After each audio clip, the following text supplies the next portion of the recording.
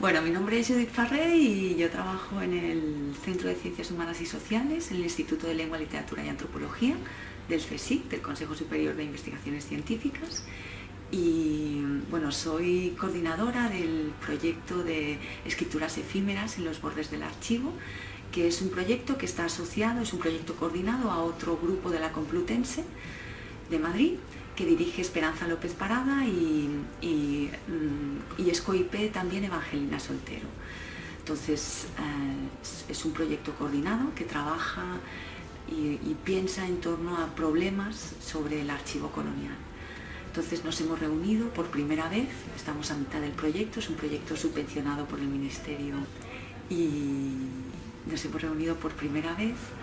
Los dos equipos de investigación son dos equipos muy heterogéneos que habían tenido una vida propia por separado, pero digamos que esta vez como se ha producido una convivencia de hecho.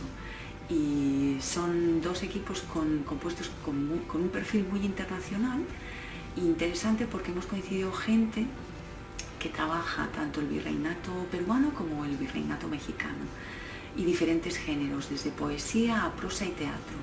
Entonces con esa inquietud de trabajar, de pensar en torno al archivo colonial, qué es lo que forma parte de ese archivo.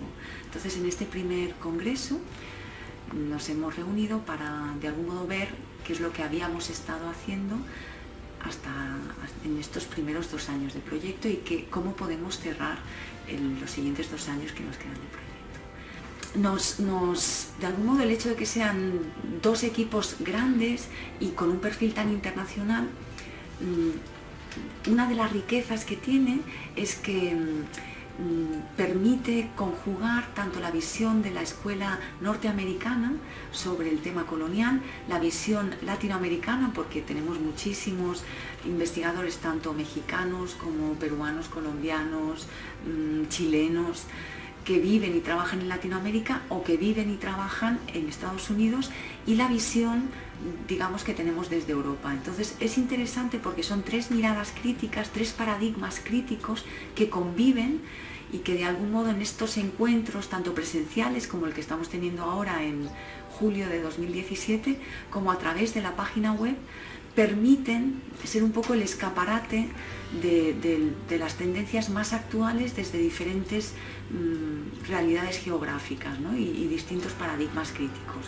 Entonces yo creo que esa es uno de las señas de identidad y de los elementos que nos distinguen como grupo coordinado, ¿no? Porque alberga todas estas distintas visiones tan distintas, ¿no? del archivo colonial. Entonces ha sido una experiencia muy interesante y bueno, pues ha sido también un poco esa puesta de largo del proyecto coordinado y también de una página web en la que hemos estado trabajando. Esa página web, por el perfil tan internacional que tienen los dos equipos, es útil o está pensada para de algún modo dar a conocer el trabajo que está haciendo cada miembro del equipo. Dar a conocer también actividades interesantes para todo el mundo que está de algún modo relacionado con el universo colonial. Y actividades y herramientas de trabajo, ¿no? Tenemos una sección muy interesante sobre enlaces para las personas que se dedican a la investigación del tema colonial, tengan recogidas esa biblioteca de herramientas de trabajo. Y luego una de las partes, yo creo, más interesantes es una biblioteca al margen en la que vamos introduciendo pequeños textos, pequeñas imágenes que como muestra de lo que debe ser esa ampliación de los bordes del archivo colonial. Entonces ahí comentamos pues cosas raras, extrañas, que están en esa periferia y que creemos que puede ser interesante incorporar al archivo colonial.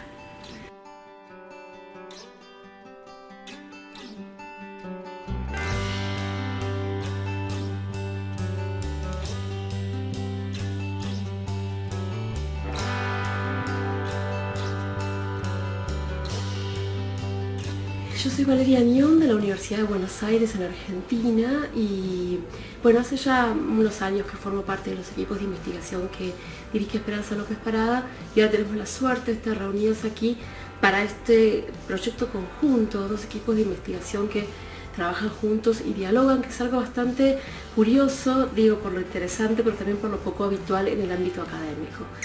Y el tema que los reúne tiene que ver con el archivo, no solo con la noción de archivo en sí, sino con nociones periféricas, que es justamente la noción del margen o del borde del archivo, ¿no? Que es una noción difícil de definir porque hablar de archivo es hablar de varias cosas al mismo tiempo, ¿no?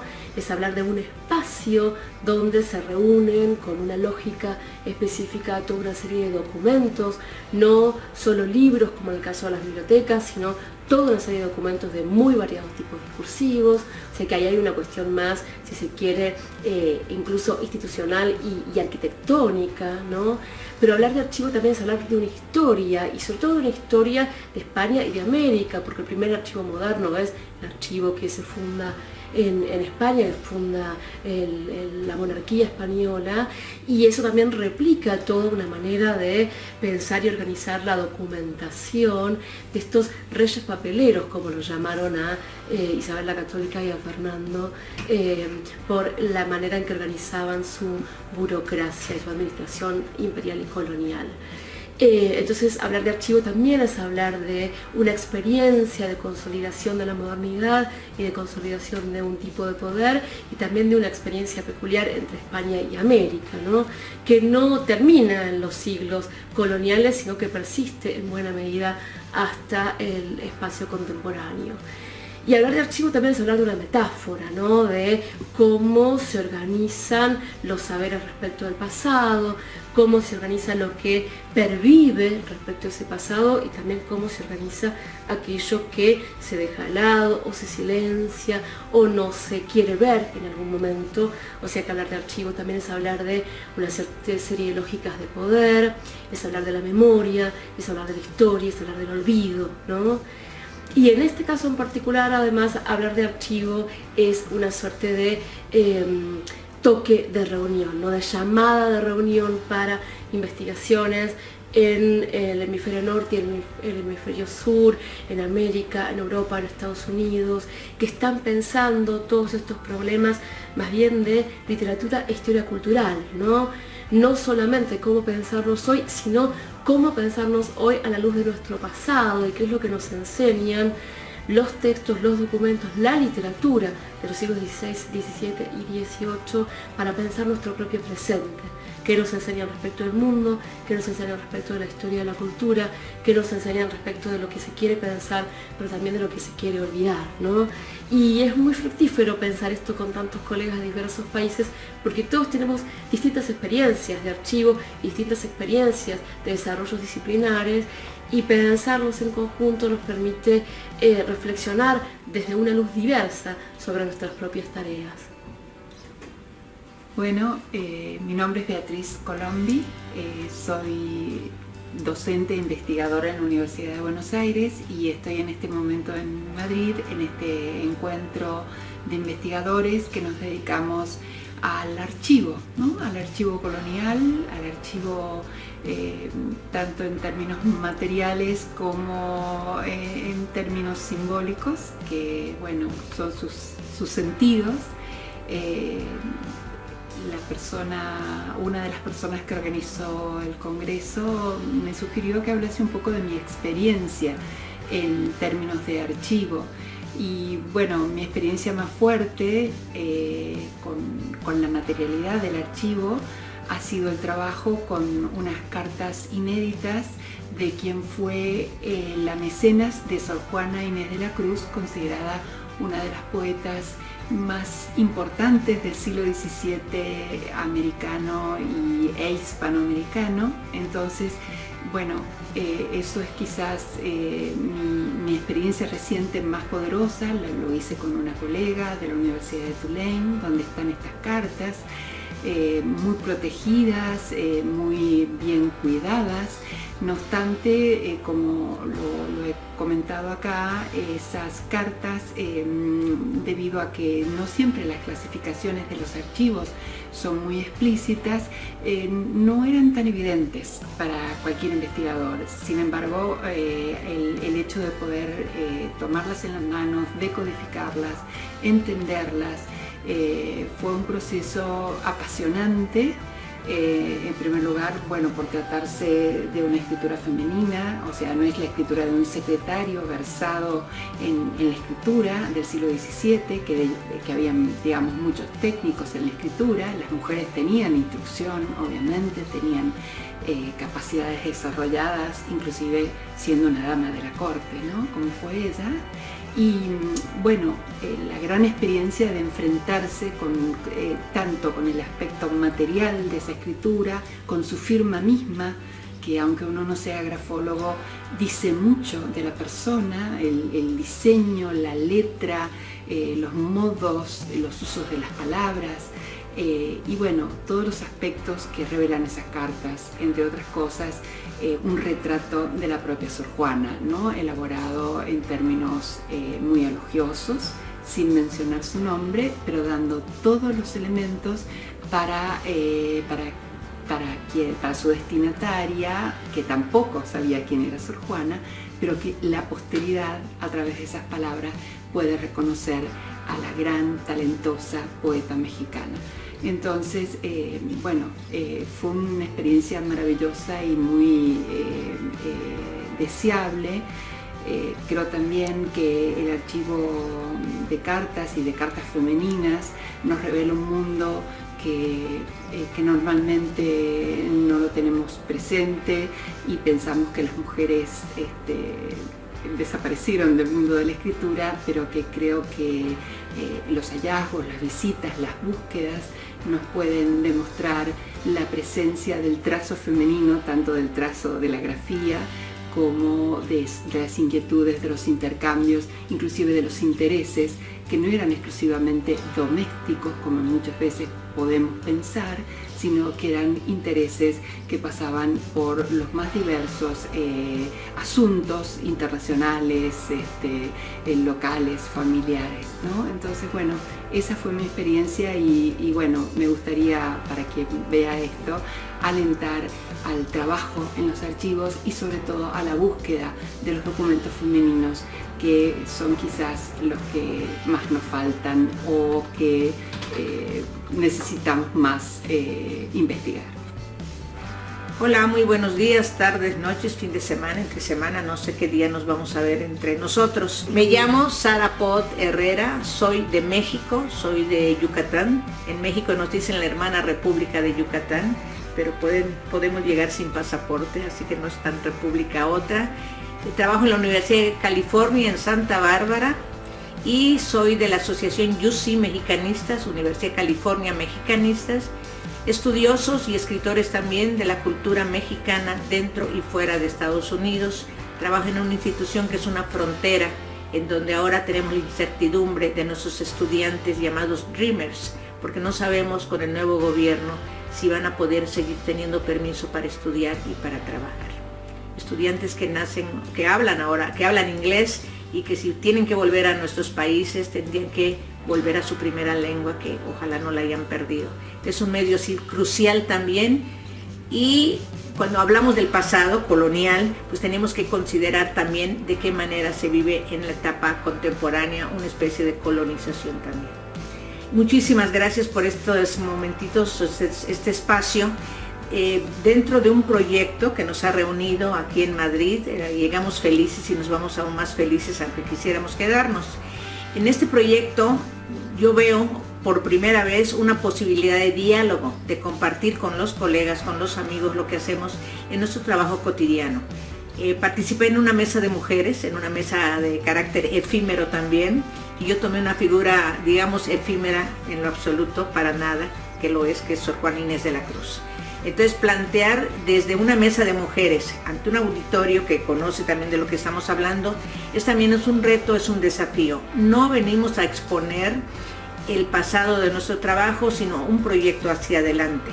Y en ese hacia adelante yo decidí, perdón que hable de mí, de lo que estoy haciendo, plantear círculos concéntricos alrededor de esta figura extraordinaria, que a veces su figura ha sido, digamos, maltratada, en el sentido de que no ha habido una investigación que nos acerque a lo que fue realmente la figura de una mujer compleja, que en sus ratos libres escribía porque cuando vivía en el convento hacía oraciones religiosas, prestaba dinero, levantó la economía del convento, tuvo un pensamiento de libertad, de derecho del ser humano, de proponer una cultura horizontal en su teatro, si público y personajes están en un mismo nivel, de plantear principios femeninos y masculinos en una misma obra, y algo que para mí es muy importante, meternos al virreinato, a la colonia, desde una postura de conciliación. Sor Juana, en el Divino Narciso, en la Loa del Divino Narciso, junta en el principio de América y Occidente con celo y religión, y de qué manera se encuentran dos culturas, se encuentran dos religiones, y de qué manera a partir de una argumentación, de un considerar al otro en una escenografía con carácter alegórico, Sor Juana concilia ese encuentro. Entonces ahí no hay violencia, ahí no hay choque de dos mundos, ahí no hay invención de un lado y de otro, sino simplemente o sencillamente o sabiamente es una argumentación para finalmente, al final celebrar, tener una fiesta en este encuentro de lo femenino, de lo masculino, de las Américas, de Europa. En el caso de Sor Juana, con centro Madrid, porque se pensó en la obra se representaría en este lugar, desde la otra ciudad que es la nuestra y que también es la de aquí de ustedes, que es Ciudad de México. Entonces, en esa mesa nos permitimos plantear algunas líneas de investigación. En el caso de Sor Juana, yo me estoy metiendo de nuevo con el nombre Juana, Inés con el apellido, Azuaje, Asbaje, Ramírez, con su entrada en el convento, antes con la presencia en la corte, con la relación de amistad con una virreina, María Luisa Manrique de Lara, que permitió que en 1689 Sor Juana Inés de la Cruz publicara por primera vez un libro aquí en Madrid. Y ahora que era Feria Internacional del Libro de Guadalajara, se le dedica a Madrid, ese libro también tendría que estar en unos centros de la feria, porque es un libro transatlántico, es un libro con dos orillas, es un libro que nos abre al futuro, desde una inundación ya no castálida ni barroca, sino en medio de tanta desigualdad, que ahora tenemos que seguir pugnando por cierta equidad de género, de culturas, de razas, de contemporaneidades. Pues yo no sé si quiera que yo comente algo más. Es una felicitación al proyecto que se realiza en este consejo, y pues a mí me encantaría estarnos viendo para responder algunas preguntas o hacer algunas preguntas que yo tengo. Me llamo Carlos Jauregui de la Universidad de Notre Dame en los Estados Unidos, y estoy trabajando con el profesor David Solokhov de la Universidad de los Andes en Colombia sobre un curioso texto de las casas de 1516 que se llama Memorial de Remedios. Lo insólito, lo interesante de este memorial que estamos trabajando en este momento es la propuesta de un hospital, 1516, un hospital para indios que tendría forma de cruz y que recibiría aproximadamente 200 enfermos. Este hospital nunca se realiza. Sin embargo, la propuesta misma marca un interés nuevo, un interés político nuevo, el momento en el que el Estado se interesa en el cultivo de la vida humana, en este caso el cultivo de la población indígena. Este interés humanitario, que está conectado con los derechos humanos, por supuesto tenía varios contextos. El primero era la despoblación absoluta, la catástrofe demográfica en las Antillas en las primeras 2 décadas del siglo XVI. Pero más importante aún, este cultivo de la vida, esta protección humanitaria de la vida tenía una teleología, un objetivo, y era recuperar la vida indígena para el trabajo. Las Casas, Bartolomé de las Casas, el autor de este documento, nos dice que la vida recuperada sería capaz de reproducirse a sí misma, de producir frutos en las minas y en las granjas y en las huertas, y al mismo tiempo producir réditos o rentas para el rey. En otras palabras, de la salud de los indios dependía la salud del reino. Y sobre eso estamos trabajando con David Solokhov, utilizando una categoría teórica que se llama biopolítica, que es el momento en el que el Estado estatiza la salud, en el que el Estado se interesa por la vida humana, por el hacer vivir, por el transformar las formas de vida de la población. Algo que normalmente se ubica en el siglo XIX, pero que nosotros estamos analizando retrospectivamente en el siglo XVI.